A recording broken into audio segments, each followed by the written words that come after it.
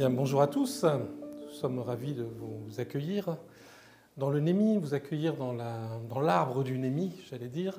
Et on va parler, on va avoir la chance, l'honneur, entre guillemets, de vous parler d'aromathérapie, de la branche de l'aromathérapie. Pourquoi l'arbre, pourquoi la branche? Nous pensons, et je pense, que la médecine naturelle est un arbre. Un arbre, il a ses racines. La médecine naturelle a ses racines dans la tradition, comme un arbre a ses racines dans la terre.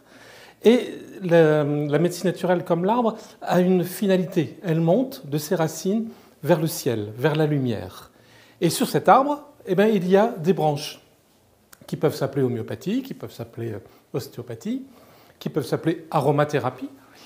Il n'y a pas une branche qui est meilleure que l'autre. Il n'y a pas une branche qui est c'est super, on a tout compris quand on a fait une branche. Non, non. Toutes ces branches sont équivalentes, sont complémentaires.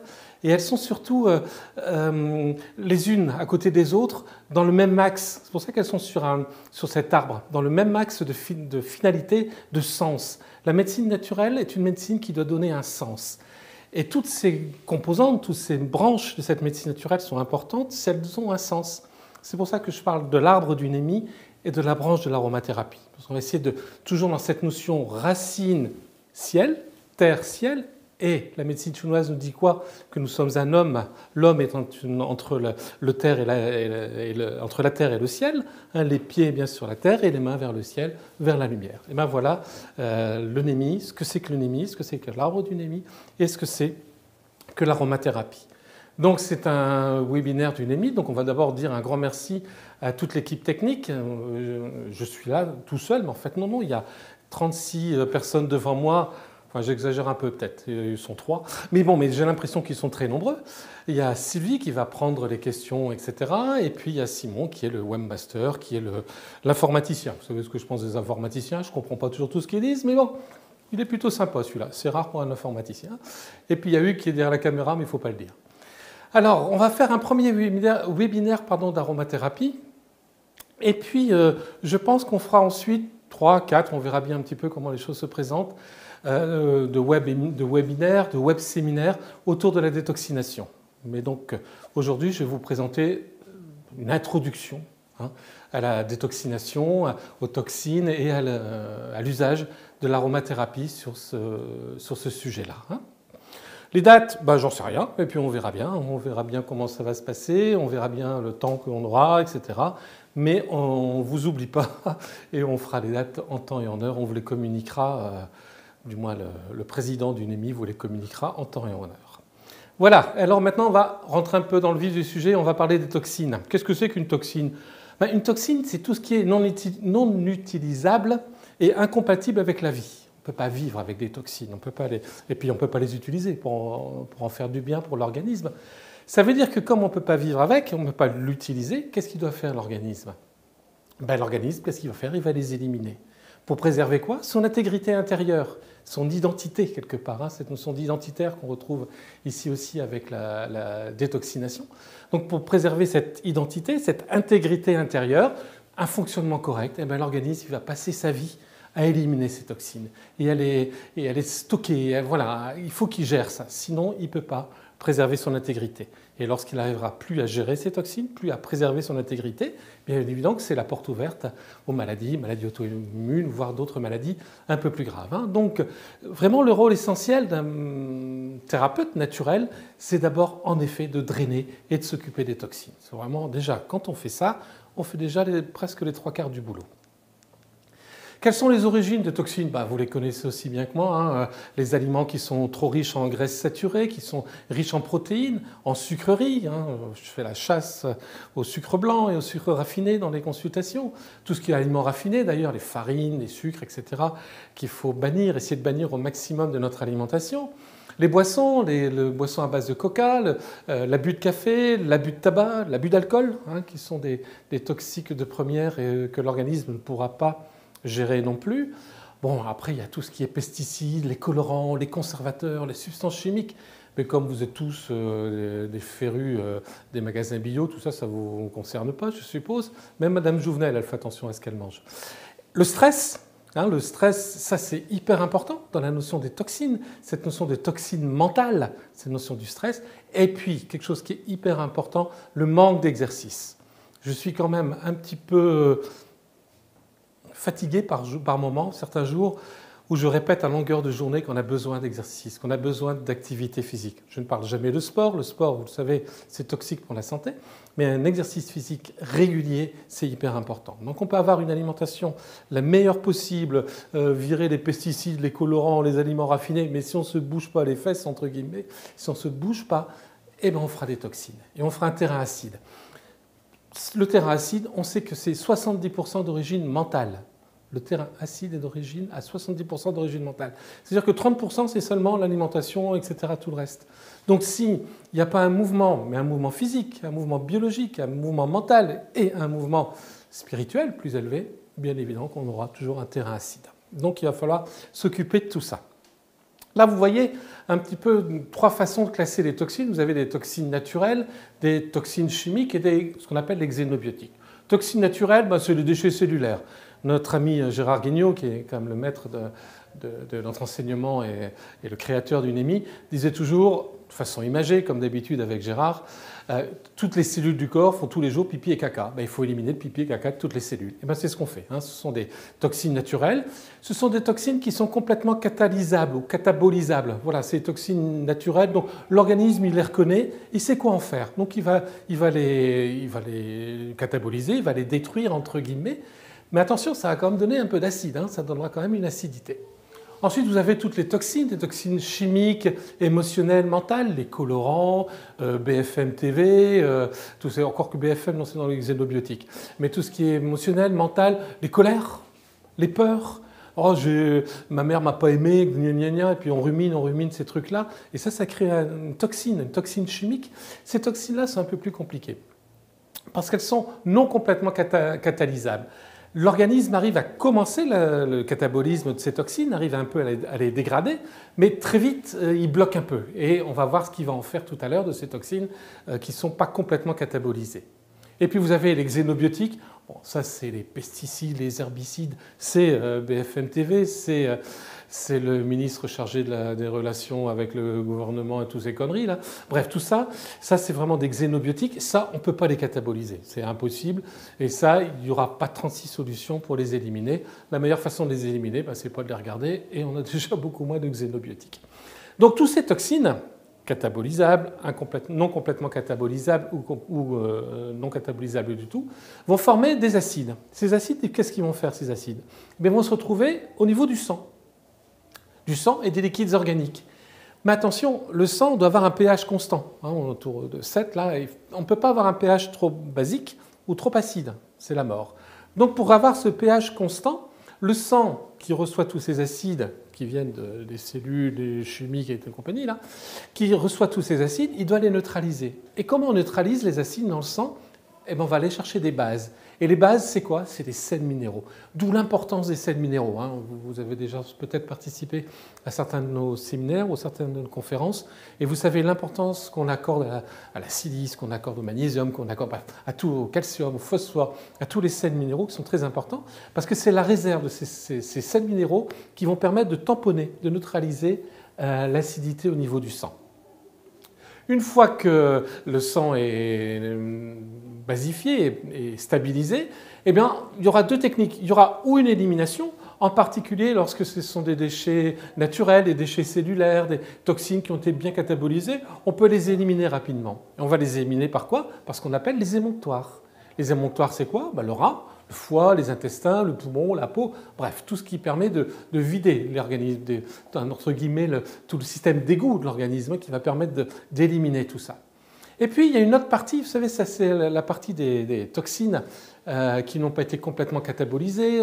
L'organisme, il n'arrive pas à les éliminer tout de suite dans les émonctoires. Les reins ne sont pas assez costauds, le foie n'est pas assez puissant.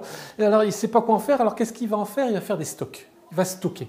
Et on va commencer à stocker, faire des stockages tissulaires de ces toxines qu'on n'a pas su éliminer directement.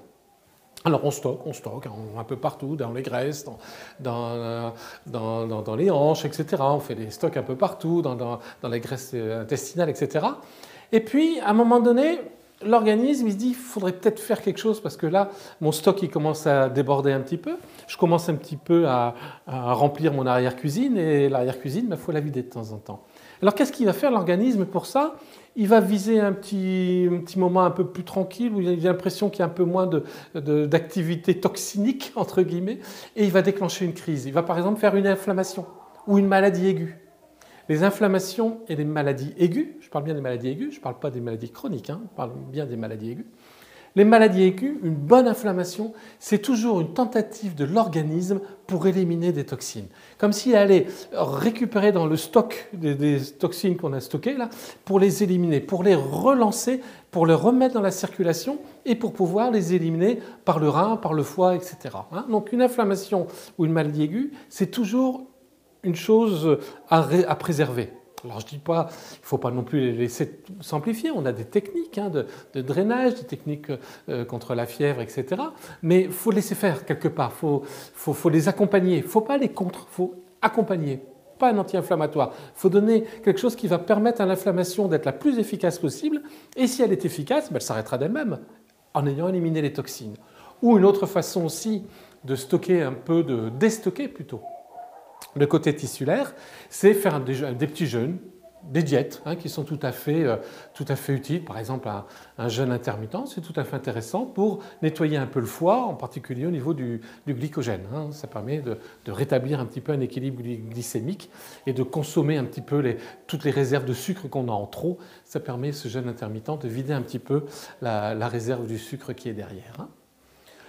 Il y a 3 systèmes pour gérer ces toxines. Il y a le premier système, c'est les reins, c'est le rein, c'est le système homéostasique, c'est le système tampon, c'est la notion du pH. Il y a le système circulatoire, avec l'eau, la circulation, etc., qui vont favoriser un petit peu l'élimination par les émonctoires. Et puis, aussi avec le rein, j'ai oublié de vous le dire, il y a aussi la notion des minéraux, des bases minérales, calcium, magnésium, potassium, sodium, etc., qui permettront de neutraliser ces bases minérales, ces minéraux, les toxines acides dans le sang et les liquides organiques. Et puis, la mise en réserve, elle se fait où? Elle se fait dans le tissu interstitiel, dans le tissu conjonctif. Et ça, c'est ce qui dépend un petit peu de la rate pancréas, comme disent les Chinois, la notion de l'organe rate pancréas, la notion énergétique de la rate pancréas, dont on va dire 2 mots tout à l'heure. Mais ça, c'est stocké dans le tissu conjonctif. Donc vous avez la notion du rein, système tampon, système homéostasique, la notion cœur, entre guillemets, la notion circulatoire, et la notion tissu conjonctif, rate pancréas, etc. Et puis, vous avez l'élimination par les organes et les entrailles. Vous avez donc les 5 organes, dont on parlera tout à l'heure, et les 5 entrailles. Les 5 organes, on a vu le cœur avec la communication, on a vu la rate pancréas avec la notion du tissu conjonctif, on a vu le rein qui va éliminer les acides forts. Par contre, les acides volatiles, le CO2, etc., eux seront éliminés par le poumon. Vous voyez sur le schéma du haut, là, voilà. C'est par le poumon que sont éliminés les acides volatiles et les acides forts seront éliminés par le rein. Et puis le cœur, la notion circulatoire. Donc ça, ce sont les organes, les 5 organes, qui sont couplés avec les 5 entrailles, qui vont être donc l'estomac, l'intestin grêle, la vésicule biliaire, la vessie et le gros intestin, qui eux seront les poubelles, enfin les égouts, tout ce qui va permettre, une fois que les organes auront travaillé, d'éliminer par l'intermédiaire des entrailles cette notion de la fonction, et on va voir tout à l'heure un peu cette notion énergétique chinoise, cette notion de la fonction qu'on va retrouver justement avec les 5 entrailles, et on pourra détailler les 5 entrailles après avec des techniques de détoxination spécifiques pour chaque organe et chaque entraille. Ce terrain acide, comment il apparaît et comment il s'aggrave? Au début, voilà, on arrive à peu près à gérer, on va chercher des réserves de sels minéraux, on tamponne, on a les émonctoires ne fonctionnent pas trop mal, on stocke un peu, allez, on se fait une petite grippette là, en ce moment, il y a plein de grippes. Mais regardez bien les bonnes grippes qui durent un peu, qui font 2-3 jours de fièvre. Si on ne prend pas de Doliprane, c'est génial parce que ça permet d'éliminer un peu ces toxines. On surveille la température, on fait attention, on boit, etc. On donne des plantes diaphorétiques, etc. Mais quelque part, c'est une bonne chose. Moi, je pense vraiment toujours que la grippe, quelque part, c'est une bonne maladie, entre guillemets. Alors, c'est vrai que quand on l'a, c'est un peu compliqué, mais mine de rien, ça nettoie quelque part. Donc, et puis après, on n'arrive plus à éliminer, donc on va mettre en réserve. La première mise en réserve, c'est au niveau tissulaire, tissu conjonctif, rate pancréas, je l'ai dit tout à l'heure. Voilà. On continue à s'encrasser, on continue à ne pas savoir éliminer, on continue à absorber des choses qu'il ne faut pas. On s'encrasse, on s'encrasse. Le tissu commence à être un petit peu dépassé, et donc là, on arrive au deuxième stade, qui est l'encrassement cellulaire. Non, un peu plus embêtant quand même. Là, c'est l'intérieur de la cellule qui commence à s'encrasser. À chaque fois, les techniques de détoxination sont toujours plus longues. Plus on va profondément dans l'organisme, c'est tout à fait compréhensible qu'on sera plus profond, donc plus profond pour détoxiner. Et ensuite, le troisième stade, eh bien, on a pompé nos réserves des sels minéraux, on les a pris pour tamponner le sang, pour l'équilibrer, pour le basifier, pour l'alcaliniser. Eh bien, il arrive ce qui doit arriver, c'est une déminéralisation.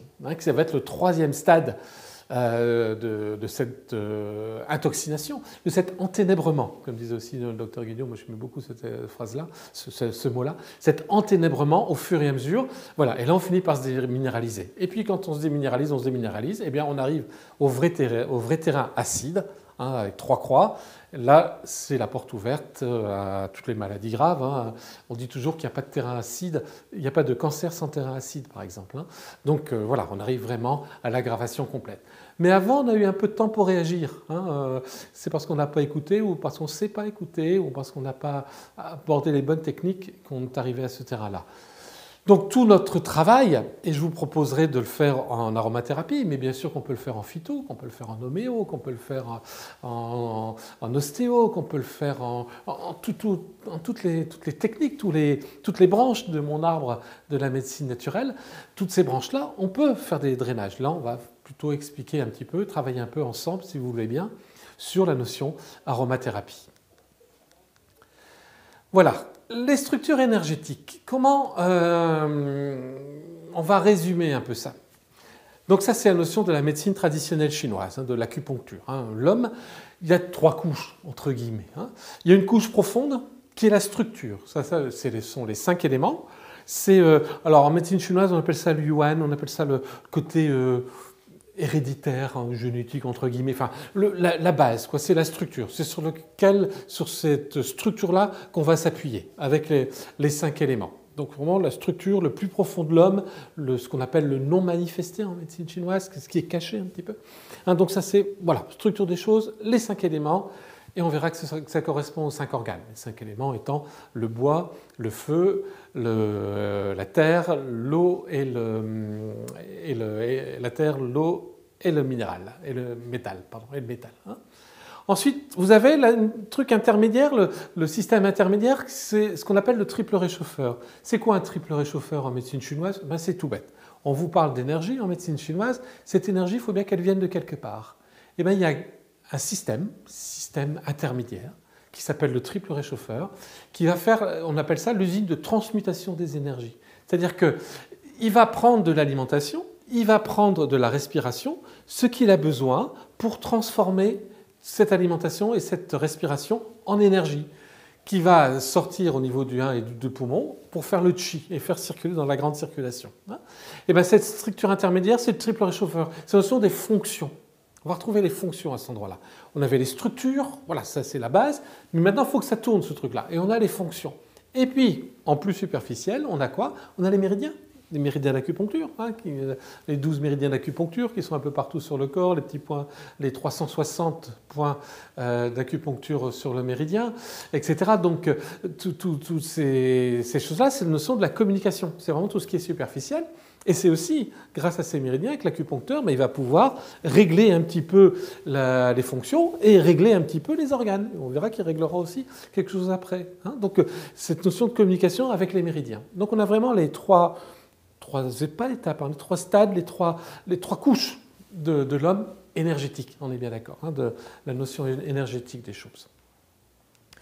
Les 5 éléments, on va retrouver ici le foie, ici le cœur, ici le poumon, ici le rein, et au milieu la rate pancréas, qui est le cinquième élément chinois.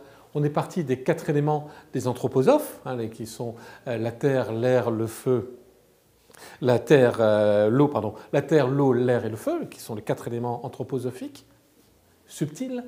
Les Chinois ont rajouté un 5e élément qui est la matérialisation. Rate pancréas, c'est la terre, qui est la matérialisation des 4 éléments. C'est pour ça qu'on a 5 éléments, pour voilà, pour revenir à l'homme, pour venir sur la Terre, et non pas rester dans le système anthroposophique. Donc voilà, vous avez les 5 éléments qui comportent la structure, qui font la structure, foie, cœur, poumon, rein, rate, pancréas. Ensuite, vous avez les 5 entrailles. On parlera beaucoup des 5 entrailles à chaque fois. Les 5 entrailles, l'estomac, relativement simple, branché sur la vésicule biliaire, puis on passe à l'intestin grêle, puis les 2 émonctoires principaux, le gros intestin et la vessie. Ce sont les 5 émonctoires, les 5 fonctions, les 5 entrailles qui sont donc dans la notion du triple réchauffeur, notion d'élimination. Et puis vous avez encore une fois la communication, mais c'est la notion des méridiens, ça on en parlera peut-être un autre jour. Ces organes et ces entrailles sont couplés entre eux. Vous avez des couples énergétiques. Vous avez le foie et la VB, le foie qui est couplé avec la vésicule biliaire. Vous avez le cœur couplé à l'intestin grêle. Alors, autant foie, VB, on comprend bien. Cœur, intestin grêle, on se dit qu'est-ce qu'ils viennent faire ces deux-là ensemble? On verra ça plus tard.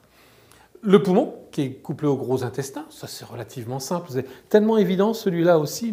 Pourquoi poumon, gros intestin? Soigner.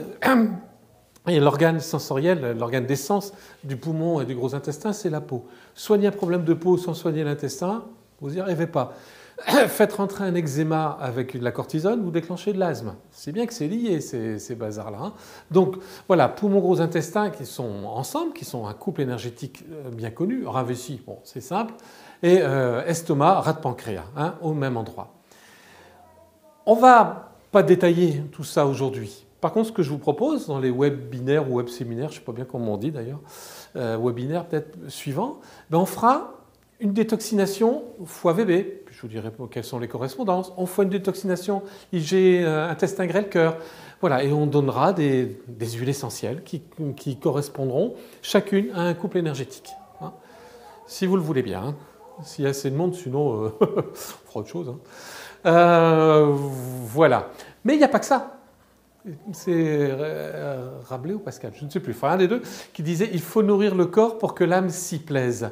Et en fait, là-dessus, il y a en plus ce qu'on appelle le chêne. Le chêne, c'est quoi? C'est l'autre énergie. L'autre énergie, vous aviez l'énergie yuan, qui est l'énergie héréditaire, entre guillemets, transgénérationnelle, j'allais dire.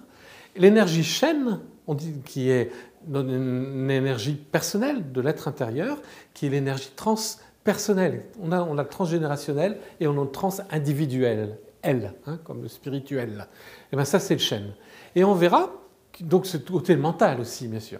Et on verra que l'aromathérapie, mais comme l'homéopathie, comme pas mal de techniques de médecine naturelle, de techniques d'arbres, et d'arbres et de branches, toutes ces techniques-là auront une action physique, mais aussi une action mentale et aussi une action plus subtile, grâce à...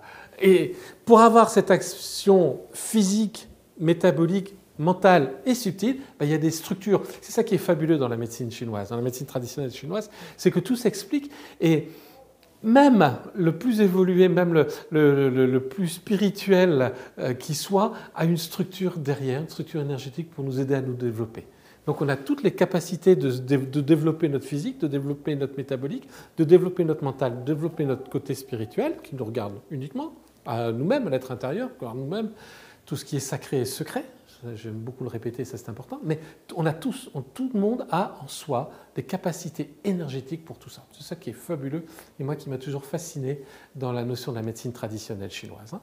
C'est pour ça que l'aromathérapie, on retrouve les signes physiques, tout bêtement, l'organe, la bidoche, etc. Les signes biologiques, la fonction, et on retrouve un peu la notion du triple réchauffeur ici, notion intermédiaire, le métabolisme, et puis la notion des signes psychiques du mental, et puis au-dessus de la lumière. Donc vous voyez, on a ces trois corps, entre guillemets, de l'organisme, trois étages, et les toxines atteignent ces 3 étages. Il y aura des toxines physiques, il y aura des toxines qui vont atteindre la biologie, je mange trop de sucre, je fais du diabète, par exemple, donc c'est relativement simple, et puis des toxines psychiques. À force de me répéter qu'il va y avoir des coupures de courant, je ne sais pas quand, là, en janvier, j'ai tellement peur que voilà, je commence à m'encrasser psychologiquement avec cette peur que soi-disant ils vont nous couper le bazar. Alors que franchement, bref. Les huiles essentielles auront la même réponse face aux toxines.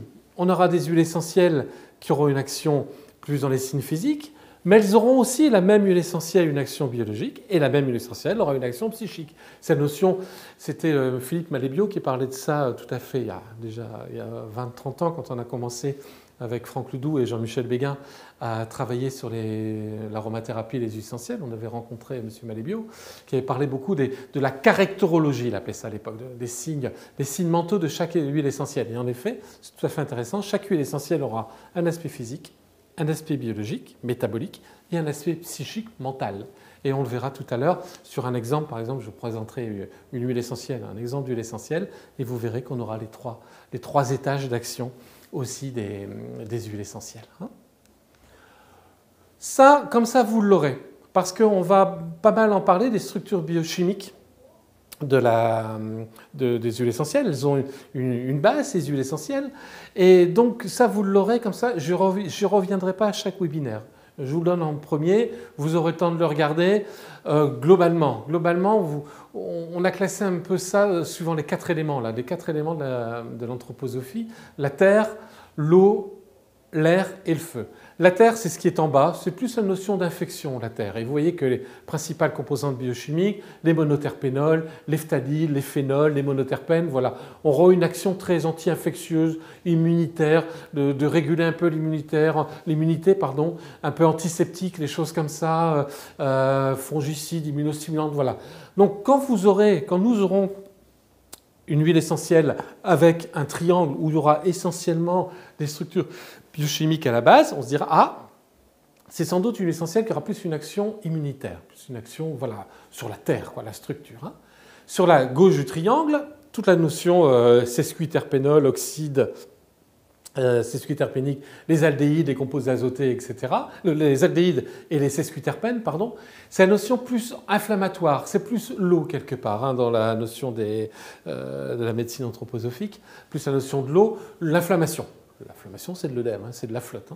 Donc toutes les huiles, et on verra tout à l'heure l'exemple du Cedrelopsis grevei, je vous en parlais tout à l'heure, vous verrez qu'elle est essentiellement composée de sesquiterpènes avec une action très anti-inflammatoire très intéressante. Donc quand vous aurez des structures plutôt de ce côté-là du triangle, vous me direz, tiens, c'est plutôt anti-inflammatoire mon truc. À droite du triangle, c'est la notion de l'air, le troisième élément, notion de la sclérose, et en particulier, ce qui est très vrai, ce sont les oxydes, vous voyez au milieu, là, oxyde monoterpénique, sesquiterpénique, qui sont vraiment les caractéristiques biochimiques les plus aériennes qui soient, les plus qui nous donnent de l'air, qui antiscléreuses. Donc elles sont mucolytiques, expectorantes, etc. Mais c'est la notion air. Quand j'ai une huile essentielle qui est branchée un petit peu de ce côté-là, où il y a beaucoup d'oxyde, etc., je me dis ça, c'est quelque chose qui va aérer, qui va donner un coup de binette quelque part, entre guillemets, au terrain qui est un peu encrassé, etc. Je donne un petit coup d'air là-dedans pour mieux respirer. Et en particulier, on a le romarin huitinéol ou l'eucalyptus globulus ou l'eucalyptus radiata qui sont très riches en oxydes, qui sont vraiment des huiles essentielles du foie avec romarinus à huitinéol, mais de la bile pour permettre d'avoir une bile plus liquide, ou l'eucalyptus pour mieux respirer, pour mieux cracher. Et puis vous avez le 4e élément qui est le feu. Alors on devrait le mettre un petit peu en 3D là, mais ça je ne sais pas encore faire. Et vous voyez le feu, c'est ce qui est au milieu, les éthers, les exters, les éthers et les esters qui ont une action calmante très forte du système nerveux, sont très antispasmodiques. Quand on a des huiles essentielles avec des éthers et des esters de façon importante, là, il y a du spasme. Il y a des choses ça va lever des spasmes. Un Amni Visnaga, par exemple, qui va être une huile essentielle majeure dans les tuyaux, pour que ce soit au niveau respiratoire, au niveau asthme, au niveau cholécystite, etc.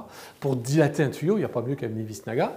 Elle est riche en ester, Et vous avez aussi plus haut les diones, les cétones, les acides, qui auront un aspect mental très important. Donc on est vraiment dans la notion du feu. Voilà, rapidement présenter ce triangle, on y reviendra. Ne vous affolez pas, si vous avez le temps entre 2 webinaires d'aller jeter un œil, de vous le mettre un peu dans la tête, etc. Mais dans mon infinie bonté, je vous l'expliquerai gentiment, régulièrement. Voilà, alors voilà, j'ai pris un exemple d'huile essentielle. On va voir un petit peu comment, dans notre école, dans cette école d'aromathérapie dont je fais partie avec Franck Ledoux, Franck et moi, nous faisons des perfectionnements d'aromathérapie et nous travaillons comme ça. Voilà par exemple un exemple d'huile essentielle. On va parler du Cedrelopsis grevei, ça c'est le nom latin, qui est une rutacée d'origine Madagascar, intéressante parce qu'on travaille beaucoup maintenant, et je vous en parlerai à la fin, avec les huiles essentielles d'origine malgache, puisqu'on a un excellent laboratoire qui s'appelle le laboratoire Astéral, dont le patron est, enfin le patron, créateur, distillateur, cultivateur, bâtisseur, etc., qui s'appelle Simon Lemel, que vous connaissez peut-être, vous avez déjà peut-être eu l'occasion de rencontrer dans des différentes organisations de séminaires, de congrès, etc., et qui fait d'excellentes huiles de Madagascar, d'une qualité exceptionnelle. Donc le Cédrelopsis grevei est une huile essentielle de Madagascar, tout à fait intéressante. Le nom commun, c'est le Cachafai. Ça se dit comme ça se dit pas catafrey, c'est Cachafai, c'est le nom malgache du Cédrelopsis grevei. L'organe producteur, c'est l'écorce, vous voyez des écorces sur la photo, et puis les spécificités biochimiques. Et donc on va mieux les voir tout à l'heure, mais déjà là, curcumène, bisabolène, nichoirane, c'est un peu plus compliqué, mais ça c'est des sesquiterpènes. Il y a un peu d'oxyde et il y a un peu de bisabolol. Bisabolol, c'est les terpènes, c'est en bas. Donc c'est un liquide qui est limpide, voilà, etc. Bon, ça, on s'en moque un peu. Mais la biochimie, regardez ce qui est intéressant dans le Cachafai, c'est ces sesquiterpènes. Il y a 64% de sesquiterpènes, avec en particulier, c'est un petit détail du Cachafai, du Cédrelopsis grevei, c'est cette composition en nichoirane, qui est un antiphlogistique majeur. Donc voilà, dès qu'il y a une notion d'œdème important ou de rétention, un abcès à faire mûrir ou des choses comme ça, pensez au Cédrelopsis, au Cachafai directement, à mélanger un peu avec des huiles végétales, ça marche très très bien. Et puis d'autres avec des alpha-humulènes, des alpha-sélinènes qui sont donc des sesquiterpènes. Donc vous vous rappelez, sesquiterpènes, je suis à gauche de mon triangle, le côté le côté inflammation. Et on verra tout à l'heure que c'est une huile essentielle, exceptionnellement anti-inflammatoire. Un peu de sesquiterpénol, 2,5, on est encore dans le côté haut. Et puis quand même, un petit rôle monoterpène, un petit peu de rein dans l'histoire, un peu d'infection, un petit peu d'action un peu immunitaire, entre guillemets, qu'on va retrouver avec ces monoterpènes, avec le Cachafai. Quels sont ces points d'impact ? Et on vous le fera à chaque fois, ça. Quand on vous fera une huile essentielle, on vous dira. Elle est défatigante, elle est fortifiante, elle est anti-inflammatoire. C'est vraiment ce Cachafai, son action essentielle, c'est ça, c'est l'anti-inflammation. Et elle est antalgique. Mais regardez bien, on a une notion défatigante et fortifiante. Donc il y a une notion rein derrière. Pour fortifier quelqu'un, c'est avoir les reins un peu plus solides. C'est Cachafai, ça. On verra tout à l'heure dans son aspect mental. Mais c'est déjà là, rien qu'en voyant le truc défatigant, fortifiant, vous dites, énergétiquement parlant, il y a peut-être une belle essence du rein. Et en effet, c'est une belle essence du rein. Elle a une action sur l'asthénie sexuelle, elle a une action sur la fatigue générale, sur le postpartum, sur la convalescence, qu'on va retrouver beaucoup avec le Cachafai. Et puis, elle a une action rhumatologique, les douleurs musculaires et articulaires. En pratique, quel jour on est aujourd'hui? Jeudi. Bon, on va attendre vendredi, parce que vendredi, tout n'est pas permis. Mais lundi, dès lundi, vous pouvez commencer à vous amuser, entre guillemets, avec le Cachafai. Douleur articulaire, un draineur articulaire d'une articulation. Tous les patients vous disent « je mets de la Golteri, qui marche très bien, la Golteri. » Mais bon, au bout d'un moment, c'est presque le patient qui va vous faire votre ordonnance. Eh bien non, essayez celui-là. En articulaire, c'est un énorme draineur articulaire, des douleurs articulaires, des inflammations. C'est un excellent anti-inflammatoire. On peut très bien le mélanger avec la Golteri, mais vous faites un petit, ne serait-ce que déjà, simplement du Cachafai, donc du Cédrelopsis, mélangé avec une huile végétale de noisette, de macadamia, d'amande, ce que vous voulez, dont vous avez l'habitude, vous avez des résultats extraordinaires en rhumatologie. Et voilà, puis vous ferez un peu autre chose. Et Cachafai en particulier, donc on le trouve chez Astéral, le Cédrelopsis, qui est lui d'une excellente qualité. Vous pouvez le trouver en pharmacie aussi, bien sûr, chez d'autres labos ou dans les magasins bio, on trouve Cédrelopsis grevei. Si vous voulez l'excellente qualité, vous verrez avec Astéral. Et puis vous avez une action, elle est anti-inflammatoire, antalgique, etc., donc fébrifuge, antipaludéenne, et une action sur les inflammations cutanées, en particulier dès qu'on a besoin de l'antiphlogistique, avec le nichoirane dont j'ai parlé tout à l'heure. Donc c'est vraiment une petite huile essentielle, mais qui est magique, sur le draineur d'un os. Et donc, si on draine l'os, la structure os, c'est qu'on draine le rein derrière. Donc, c'est une excellente huile essentielle aussi du rein. Mais je vous expliquerai ça lorsqu'on fera rein et vessie en détoxination. Son symbole du Cachafai, c'est la force, le rein, avoir un rein solide. costauds, avoir les surrénales costauds, force, le courage, la détermination, ça se donne en olfactothérapie éventuellement. Simplement, on respire, ou une goutte très légèrement au niveau sous la langue, etc. Mais déjà en olfacto. Prenez un peu de Catch-a-Fry, du flacon de Catch-a-Fry, vous passez sous le nez, une petite mouillette. Voilà, pour donner la force, le courage et la détermination. La notion du rein, j'ai les reins solides. Si j'ai des reins solides, ben, j'améliore aussi mes capacités physiques et mentales. Vous voyez, on est plus là, on était dans le physique, la force, courage, détermination. Et puis j'améliore mes capacités physiques et mentales. Physique, c'est-à-dire que je commence à bouger mieux. Donc la notion métabolique, notion biologique et notion animée aussi, avec cette notion du triangle du milieu, enfin de la partie du milieu du triangle, pardon.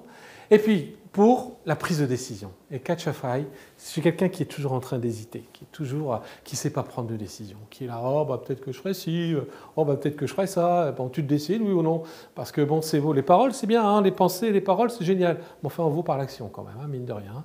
Donc c'est que par les actes qu'on sera... Donc on aura le choix après. Donc la notion des actes. Eh bien, celui qui ne passe pas à l'acte, celui qui ne prend pas de décision, qui est toujours en train de demander l'avis de tout le monde, mais qui ne fait rien dans la vie, mais qui ne fait rien d'utile, allez, on va les faire respirer un peu de Catch-a-Fry de temps en temps, un peu de Cedrelopsis grevei, et ça l'aidera à se mettre en route, à avoir la force de se bouger et de prendre des décisions. Et je vous assure qu'en olfactothérapie, ce sont des huiles essentielles qui sont, enfin l'aromathérapie, et les huiles essentielles sont une action tout à fait intéressante lorsqu'on trouve enfin la bonne huile essentielle et la bonne qualité des huiles essentielles. Voilà, je vous donne là aujourd'hui un petit exemple de drainage que vous pouvez utiliser dès lundi aussi, tout bêtement, en sachant que c'est un exemple. Je fais un drainage qui est plutôt rein parce que c'est le premier émonctoire, on élimine mieux par là, mais il y a d'autres choses, je vais vous expliquer. Voilà, c'est un exemple. Je vous mets une préparation, il y a de l'apium, 15%, le thymus satyroides à 15%, du Génipérus à 25%, 1, 2, 3, 4, 5, 6, 7, du Pinus sylvestris 15%, Docus 15%, Anétum 15%. Voilà, faites une petite formule que vous préparez comme ça. Vous prenez 10% de cette préparation, par exemple vous faites un petit flacon de 5 ml, vous prenez 10% de cette préparation que vous mélangez dans 90% d'huile végétale. Alors ça peut être du noisetier, Corylus avellana, mais ça peut être aussi de l'huile d'olive, tout bêtement. Vous allez chercher ou une huile de sésame, ou quelque chose que vous avez sous la main, ou l'huile de macadamia, ou l'huile d'amande douce, bref, tout ce que vous pouvez trouver sous la main. Vous mélangez ça, et là 10% de la préparation dans 90% d'huile végétale en application locale. Celle-là, elle est plutôt rein. Donc ça sera surtout appliqué en bas du dos, dans la notion lombaire basse, et vous pourrez appliquer. Et ça aura une action de détoxination au niveau de drainage, au niveau de ce rein, avec un petit drainage un peu plus général que le rein, mais entre autres au niveau du rein. Par exemple, l'apium, c'est du céleri, c'est du céleri cultivé, riche en monoterpènes. Vous voyez plutôt la notion du bas, notion de la terre, le rein. Suite d'infection urinaire, l'apium graveolens. C'est aussi une excellente huile essentielle vasculaire, un peu surtout cérébrale. Il y a deux céleris importants. Il y a le céleri cultivé, c'est l'apium graveolens, et le céleri sauvage, qui est la livèche, Levisticum officinalis. La livèche est plus riche en phthalide. Si vous voulez un céleri plus détoxinant, qui va mieux drainer le rein et profondément les émonctoires, allez me chercher un céleri sauvage, donc une livèche. Par contre, si vous voulez un céleri plus doux, qui a une forme de cœur, regardez bien un céleri, mine de rien, c'est une forme de cœur. Donc la livèche sera plus rein, détoxination. Le céleri, petite forme de cœur, c'est du céleri, donc elle sera détoxinante, mais un peu vasculaire, par sa forme du cœur, tout bêtement. Le thym, on prend du thym, là j'ai mis du satyroïdes en notion surrénale. Ça stimule la surrénale, on est vraiment dans cette notion de relancer un petit peu tous les émonctoires et de relancer le bas du dos. C'est une notion d'amour-propre aussi qu'on va retrouver avec thymus satyroïdes. Le genévrier, Juniperus communis OPB, qui est le purificateur du filtre rénal de l'anse de Henle. Donc, si vous voulez relancer un rein qui en a une petite insuffisance, une créatinine qui monte un peu, allez, on va masser un peu avec le genévrier dans le bas du dos là, pour relancer un peu cette action rénale. Le Pinus sylvestris, qui est très riche en monoterpènes, donc c'est vraiment tout à fait en bas, pinène, etc. Très anti-infectieux, antiseptique avec Pinus sylvestris, mais aussi du pin, cette notion aussi, rein, cette notion incarnation quelque part avec le pin. La carotte, Docus carota, c'est une belle petite huile essentielle sympa celle-là. C'est une anti-inflammatoire, elle a une insuffisance rénale fonctionnelle, mais c'est surtout une régénératrice des épithéliums. Quand les épithéliums, quand la cellule quelque part est atteinte, pour régénérer un épithélium, pensez à la carotte, à Docus carota. Quel que soit, hein, là on parle du rame, on peut parler du cœur, on peut parler du poumon. Voilà, dès qu'il faut régénérer l'épithélium, on pense à Docus carota, qui est une très belle huile essentielle pour ça.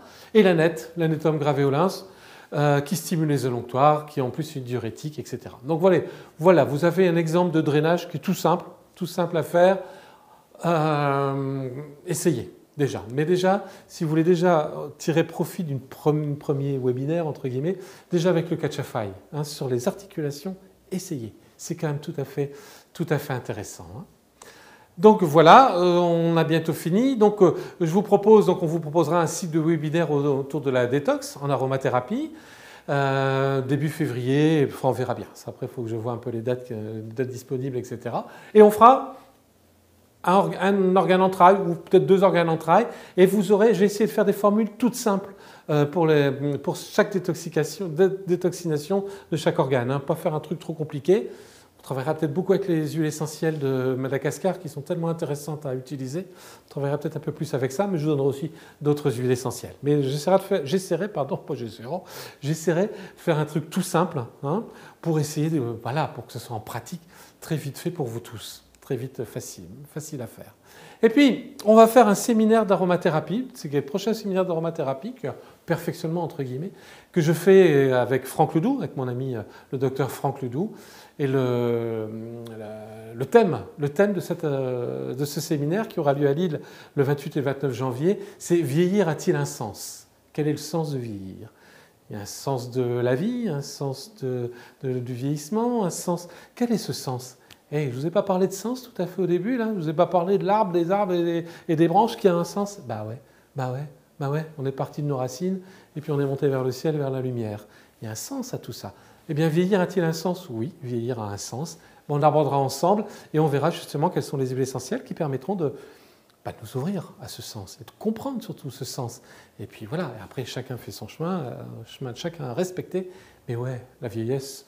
Alors, je peux commencer à en parler d'ailleurs, ça a quand même un sens mine de rien. Et c'est une période qui n'est pas si mal que ça, croyez-moi, quand vous aurez mon âge. Et les inscriptions, donc, c'est sur nemi-santé.com. Voilà. Et puis après, on verra avec... je réponds aux questions maintenant. Voilà. Alors, c'est notre amie Sylvie qui va nous dire s'il y a des questions intéressantes, et je n'en doute pas. Alors pour le moment, il n'y a pas encore de questions. C'est normal, j'étais très clair. Tout à fait. Il y a une personne qui demande de redire le nom du laboratoire d'huile essentielle. Alors, le laboratoire d'huile essentielle, c'est Astéral, A-S-T-E-R-A-L-E. Astéral. Bon, vous allez sur Google, là, et puis vous tapez Astéral, vous le trouverez tout de suite. Alors, il sera là, à Vieillir a-t-il un sens? Donc, Franck et moi qui faisons le séminaire, mais Simon Lemel, donc le patron, créateur, distillateur, cultivateur, bâtisseur, et qui s'est fait tout lui là-bas, sera là et il nous fera 2 conférences qui sont très intéressantes. Il nous fera une conférence sur les antioxydants en aromathérapie, quelque chose qu'on n'a pas encore fait, et c'est vrai, avec sa vision à lui. C'est un pharmacien, biologiste, agronome, enfin et puis quelqu'un qui a observé le terrain malgache, qui a bien compris la notion de terrain malgache, qui nous fera un truc sur les antioxydants et qui nous fera aussi justement sur le sens de la vieillesse, avec l'aspect malgache des choses, vous savez, avoir une autre vision des choses, une autre ouverture de la mort, parler de la mort, etc. Voilà, qu'est-ce qu'ils font là-bas?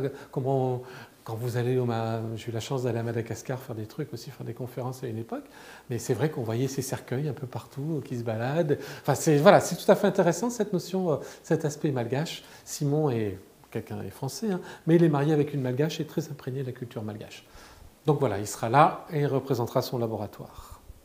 Alors, est-ce que Catch-a-File peut aider dans une algodystrophie de la cheville? Bien évidemment que le Catch-a-File va aider dans une algodystrophie de la cheville. On a tout. On a l'inflammation, on a l'œdème, on a l'antiphlogistique, etc. Et l'antalgique. Catch-a-File, c'est vraiment une huile essentielle qui sera très intéressante. Et essayez-la par curiosité. Essayez-la pure, enfin je veux dire dans une végétale, mais que ça. Et vous allez voir déjà. On pourra mettre d'autres choses, mais déjà ça, vous ferez pas mal d'actions. Puis un petit cataplasme d'argile verte de temps en temps, ça sera pas mal non plus. Oui. Pour une fibromyalgie. Pareil. Anti-inflammatoire, antalgique. Donc on peut l'utiliser aussi sur la fibromyalgie. Après la fibromyalgie, c'est un peu plus compliqué. Après, il y aura une notion mentale aussi dans la fibromyalgie. Mais ça peut être intéressant, justement, dans cette notion de courage, parce qu'en général, fibromyalgique, le rhumatisme du sommeil, là, il y a une notion de courage, de détermination qui est plus très forte derrière. Hein, l'action mentale très importante. Ketchafai est tout à fait intéressant à utiliser dans ces cas-là. Donc, moi, en tout cas, je voulais vous remercier de m'avoir supporté pendant 3 quarts d'heure. Et puis, je vous dis à bientôt. À bientôt. Merci.